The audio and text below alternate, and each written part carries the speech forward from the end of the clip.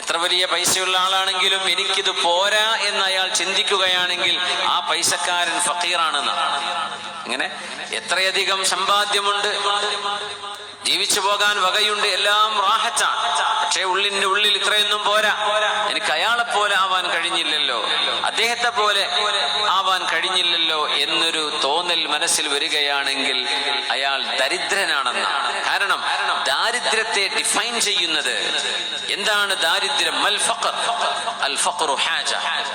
എന്താണ് ദാരിദ്ര്യം? What is poverty? Poverty is wants. മനുഷ്യന്റെ ആവശ്യങ്ങൾക്കാണ് ദാരിദ്ര്യം എന്ന് പറയാം. ആവശ്യം തീർന്നിട്ടില്ല, പൈസ കിട്ടി മനസ്സിന്റെ ആഗ്രഹം തീർന്നില്ലെങ്കിൽ അയാൾ ദരിദ്രനാണ്. അതുകൊണ്ടാണ് പുണ്യനബി തങ്ങൾ പഠിപ്പിച്ചത് അഗ്നൽ ഗിനാ ഗിനൻ നഫ്സ്. സമ്പാദ്യങ്ങളിൽ വെച്ച് ഏറ്റവും വലിയ സമ്പാദ്യം മനുഷ്യന്റെ മനസ്സ് പറയുന്നതാണ്. എന്ത്?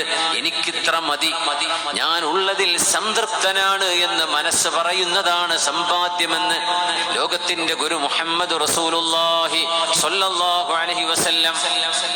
ഏറ്റവും വലിയ സമ്പാദ്യം ഞാൻ ഉള്ളത് കൊണ്ട് പൊരുത്തമാണ്. അള്ളാഹുവിനോട് ഏറെ ചോദിച്ചോളൂ, അതിനൊന്നും കുഴപ്പമില്ല. പക്ഷേ ഉള്ളതിൽ ഞാൻ സംതൃപ്തനാണ്, അൽഹംദുലില്ലാഹ്, ഉള്ളതിൽ അൽഹംദുലില്ലാഹ് എന്ന് പറയാൻ കഴിയുന്നത്. അള്ളാഹു നമുക്കതിന് തൗഫീഖ് നൽകട്ടെ.